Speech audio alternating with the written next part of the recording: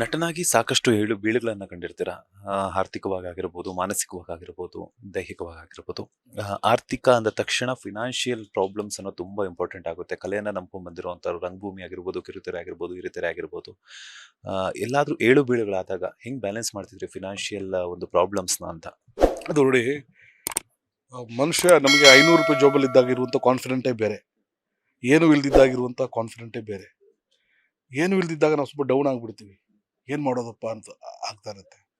ಒಂದು ಕುರಿ ಹಳ್ಳಕ್ಕೆ ಬಿದ್ದರೆ ಆಳಿಗೊಂದು ಕಲ್ಲು ಹಾಕುವಂಥ ಸಮಾಜ ಇದು. ಅಂಥದ್ರಲ್ಲಿ ಚಾಲೆಂಜಿಂಗ್ ಪ್ರತಿಯೊಂದಕ್ಕೂ ಕೂಡ, ಅಂದರೆ ಎಜುಕೇಷನ್ ಆಗಿರ್ಬೋದು, ಕರೆಂಟ್ ಬಿಲ್ಲು, ಇನ್ನೊಂದು ಮತ್ತು ಮನೆ EMI, ಡ್ರೈವರು, ಸಂಬಳ, ಲಾಂಡ್ರಿ, ಪ್ರತಿಯೊಂದಕ್ಕೂ ಕೂಡ ದುಡ್ಡು ಬೇಕಾಗುತ್ತೆ.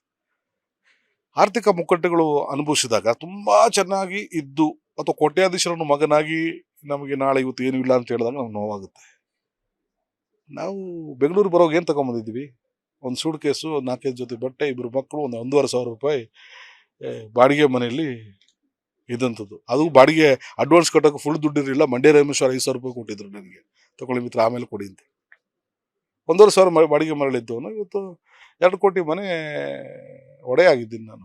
2-3 ಕಾರ್ಗಳಿದೆ ಮನೆಯಲ್ಲಿ, ಆಳು ಕಾಳುಗಳಿದ್ದಾರೆ, ಮಕ್ಕಳನ್ನ ಚೆನ್ನಾಗಿ ಓದಿಸಿದ್ದೀನಿ. ಇದೆಲ್ಲ ಸಂಪಾದನೆ ಮಾಡಿದೆ ಇಲ್ಲಿಂದ ನಾನು. ಹಾಗಾಗಿ ನಾವು ಕಳ್ಕೊಳ್ಳೋದು ಏನು ಬಂತಿದೆ? ದುಡ್ಡಿಲ್ಲ ಅನ್ನೋದು ಏನು ಇಲ್ದಿದ್ರಿಂದ ಇಷ್ಟೆಲ್ಲ ಕೊಟ್ಟಿದ್ದಾರೆ. ಇದು ಇಲ್ಲಿಂದ ಏನು ಇಲ್ದಿದ್ದಾಗ ನಾವು ಇಷ್ಟೆಲ್ಲ ಹೆಸರು ಮಾಡಿದ್ದೀವಿ, ಎಷ್ಟು ಆಸ್ತಿ ಮಾಡಿದ್ದೀವಿ. ಈಗ ಇಷ್ಟೆಲ್ಲ ದೇವರು ಕೊಟ್ಟಿದ್ದಾರೆ, ಕನ್ನಡಿಗರು ಇಷ್ಟೆಲ್ಲ ಪ್ರೀತಿ ಕೊಟ್ಟಿದ್ದಾರೆ. ಇನ್ನೇನೆಲ್ಲ ಸಂಪಾದನೆ ಮಾಡ್ಬೋದು ನಾನು? ಇರೋದನ್ನ ಖುಷಿಯಾಗಿ ಎಂಜಾಯ್ ಮಾಡುವಂಥದ್ದು. ಇವತ್ತು ನನ್ನ ದಿನ, ನನಗೆ ನಾಳೆ ವಿಚಾರ ಗೊತ್ತಿಲ್ಲ. ಇವತ್ತು ಇರೋರೊಂದಿಗೆ ಖುಷಿಯಾಗಿ ನಗ್ನಗ್ತಾ ಬದುಕಬೇಕು ಅನ್ನೋದು ನನ್ನ ಒಂದು ಸಿದ್ಧಾಂತ. ನಾಳೆ ಗೊತ್ತಿಲ್ಲ, ನಾಳೆ ಏನು ಬೇಕಾದ್ರೂ ಆಗ್ಬೋದು. ಇವತ್ತು ಚೆನ್ನಾಗಿರ್ಬೇಕು, ಯಾರಿಗೂ ಸಹಾಯ ಮಾಡೋಕ್ಕಾಗದೇ ಇದ್ರೂ ಯಾರಿಗೂ ತೊಂದರೆ ಕೊಡದಂಗೆ ಬದುಕು ಅಂತ ನಮ್ಮ ಅಪ್ಪ ಹೇಳ್ಕೊಟ್ಟಿದ್ದಾರೆ.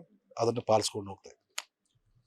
ಸರ್, ಕಿರುತೆರೆಯಲ್ಲಿ ಕೂಡ ನೀವು ಸಾಕಷ್ಟು ಹೆಸರನ್ನ ಮಾಡಿದಂಥವ್ರು. ಈಗ ಮತ್ತೆ ನಿಮ್ಮ ಹೆಸರು ಬಿಗ್ ಬಾಸ್ಗೆ ಹೋಗ್ತಾರೆ ಅಂತ ತಡಕಾಗ್ತಿದೆ, ಒಂದು ವೈಲ್ಡ್ ಕಾರ್ಡ್ ಮೂಲಕ. ಇಲ್ಲ, ಆ ಥರ ಎಂಟ್ರಿಗೆ ಮಾಡಂಗೆ ಇಲ್ಲ ಅವರು. ಬಿಗ್ ಬಾಸ್ ಸೀಸನ್ ಮುಗಿದ ಮೇಲೆ ವೈಲ್ಡ್ ಕಾರ್ಡ್ ಹೋಗಿ 1 ದಿನಕ್ಕೆ ಹೋಗಿ 2 ದಿನಕ್ಕೆ ಹೋಗಿ ಬರ್ಬೋದು ಅಷ್ಟೇ. ಆ ಪರ್ಟಿಕ್ಯುಲರ್ ನೋಡಿ, ಈಗ ಸಂಜನಾ ಗಿಲ್ರಾಣಿ ಅವರು ತೆಲುಗು ಬಿಗ್ ಬಾಸ್ಗೆ ಹೋಗಿದ್ದಾರೆ. ಆಲ್ರೆಡಿ ಕನ್ನಡ ಬಿಗ್ ಬಾಸ್ ಅಲ್ಲಿ ಅವರು ಇದ್ರು. ಕನ್ನಡ ಬಿಗ್ ಬಾಸ್ಗೆ ಅವ್ರನ್ನ ಕರ್ಕೊಂಡ್ಬರೋದಕ್ಕಾಗೋದಿಲ್ಲ, ಮತ್ತೆ ಅವ್ರನ್ನ ಬಿಗ್ ಬಾಸ್ಗೆ ನಾವು ಹಾಕೋದಕ್ಕಾಗೋದಿಲ್ಲ. ಕೊಟ್ಟರೆ ಅವಕಾಶ ಕೊಟ್ಟರೆ ಹೋಗ್ತೀನಿ. ನನಗೆ ಮಲಯಾಳಂ ಚೆನ್ನಾಗಿ ಬರುತ್ತೆ, ಮಲಯಾಳಂ ಬಿಗ್ ಬಾಸ್ಗೆ ಕರೆಸಿದ್ರೆ ಹೋಗ್ತೀನಿ. ತೆಲುಗು ಬಂದರೆ ತೆಲುಗು ಕರೆಸಿ, ತಮಿಳಾದರೆ ತಮಿಳೇ ಕಳಿಸಿ ಹೋಗಿ ಸಿದ್ಧವಾಗಿದೆ. ಅಕಸ್ಮಾತ್ ಕರೆಸ್ಕೊಂಡ್ರೆ ಭಾಳ ಇಷ್ಟ ಅಲ್ವ ಸರ್, ಚೆನ್ನಾಗಿರುತ್ತೆ. ಕರೆಂಟ್ ಬಿಲ್ ಕಟ್ಟಂಗಿಲ್ಲ, ಏನು ಕಟ್ಟಂಗಿಲ್ಲ, EMI ತೊಂದರೆ ಇಲ್ಲ, ಏನು ಕಿರಿಕಿರಿ ಇಲ್ಲ. ಆರಾಮಾಗಿ 100 ದಿನ ಎಂಜಾಯ್ ಮಾಡ್ಕೊಂಡು ಆರಾಮಾಗಿ ಬಂದ್ಬಿಡ್ತೀನಿ ಸರ್. ನನಗೆ ಕೊಟ್ರಿ. ಆಕ್ಚುಲಿ ನನಗೆ ಸೀಸನ್ ನೆನಪಿರ್ಲಿಲ್ಲ, ಟು ಬಿ ಫ್ರಾಂಕ್ ಹೇಳ್ತೀನಿ, ಬಟ್ ಹೋಗಿ ಬಂದಿದ್ದು ನೆನಪು. ಬಟ್ ಮತ್ತೆ ಏನೋ ಕೆಲವೊಂದು ಏನಾಗ್ತಿದೆ ಅಂದ್ರೆ, ಲಾಸ್ಟ್ ಟೈಮ್ ಒಂದು ಇದು ಮಾಡಿದ್ರು, ಹೋಗಿರುವಂತ ಕಂಟೆಸ್ಟೆಂಟ್ಸ್ನೇ ಮತ್ತೆ ಇದು ಮಾಡ್ತಾರೆ ಅಂತ ಒಂದಷ್ಟು ಸೋಷಿಯಲ್ ಮೀಡಿಯಾದಲ್ಲಿ ನಾನು ಇವತ್ತು ಚೆಕ್ ಮಾಡ್ಬೇಕಾದ್ರೆ ಬಂತು. ಸೊ ಹಾಗಾಗಿ ಮತ್ತೆ ಕೆಲವೊಂದು ಹಳೆಯ ಸ್ಪರ್ಧಿಗಳನ್ನ, ಏನು ಫಸ್ಟ್ 1 or 2, 3 ಈ ಸೀಸನ್ಗಳಿದ್ರೆ ಅವ್ರ ಜೊತೆಗೆ ಈ ತರ ಮಾಡ್ತಾರೆ ಅಂತ ಒಂದು ಸುದ್ದಿ ಹರಿದಾಡ್ತಿತ್ತು. ಅವಕಾಶ ಸಿಕ್ಕಿದ್ರೆ ಖಂಡಿತವಾಗ್ಲೂ ಕೂಡ ನಾನು ಭಾಳ ಇಷ್ಟಪಡ್ತೀನಿ. ಯಾಕಂದರೆ Bigg Boss is such a wonderful ವೇದಿಕೆ. ಈಗ ಸೀಸನ್ 12 ಅಲ್ಲ, 12 ಅಂದರೆ ಒಂದು ಸೀಸನ್ಗೆ 20 ಜನ ಅಂದರೂ ಕೂಡ 12 ಸೀಸನ್ಗೆ ಎಷ್ಟು ಜನ ಆದರು? 1,200 ಜನ ಆದರೂ ಅಷ್ಟೇ. ಇಡೀ ಕರ್ನಾಟಕದಲ್ಲಿ 7 ಕೋಟಿ ಜನ ಇದ್ದಾರೆ. 7 ಕೋಟಿ ಜನರಲ್ಲಿ 1,200ರಲ್ಲಿ ನಾನು ಒಬ್ಬನಾಗಿದ್ದು ಮತ್ತೆ ಇನ್ನೊಂದ್ಸಲ ಅವಕಾಶ ಸಿಕ್ಕೋದು ಡಬಲ್ ಧಮಾಕ ಅಲ್ವಾ? ಯಾರಿಗೆ ಸಿಗುತ್ತೆ, ಯಾರಿಗಿಲ್ಲ.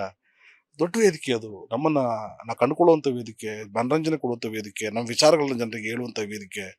ಸುದೀಪ್ ಸರ್ ಇರ್ತಾರೆ ಅಲ್ಲಿ, ವಾರ ಇಡೀ ಜನ ನಮ್ಮನ್ನು ನೋಡ್ತಾರೆ. ನಮ್ಮತನ ಅವರಿಗೆ ಗೊತ್ತಾಗುತ್ತೆ, ನಮ್ಮ ವ್ಯಕ್ತಿತ್ವ ಜನರಿಗೆ ಗೊತ್ತಾಗುತ್ತೆ. ಅದ್ಭುತ ವೇದಿಕೆ. ಬಿಗ್ ಬಾಸ್ ಸಿಕ್ಕಿದ್ದ ಖಂಡಿತ ಬಿಡೋದಿಲ್ಲ. ನಾಳೆ ಓಡೋಕೆ ರೆಡಿ ಇದ್ದೀನಿ. ಲೇಟೆಸ್ಟ್ ಹಾಗೂ ಇಂಟ್ರೆಸ್ಟಿಂಗ್ ಸುದ್ದಿಗಳಿಗಾಗಿ ಬಾಸ್ ಟಿವಿ ಕನ್ನಡ ಚಾನೆಲ್ನ ಸಬ್ಸ್ಕ್ರೈಬ್ ಮಾಡಿ, ಹಾಗೆಯೇ ಬೆಲ್ ಐಕಾನ್ ಪ್ರೆಸ್ ಮಾಡಿ. ಇದರ ಜೊತೆಗೆ ಫೇಸ್ಬುಕ್, Instagram, X ನಲ್ಲೂ ಮಿಸ್ ಮಾಡದೆ ಫಾಲೋ ಮಾಡಿ.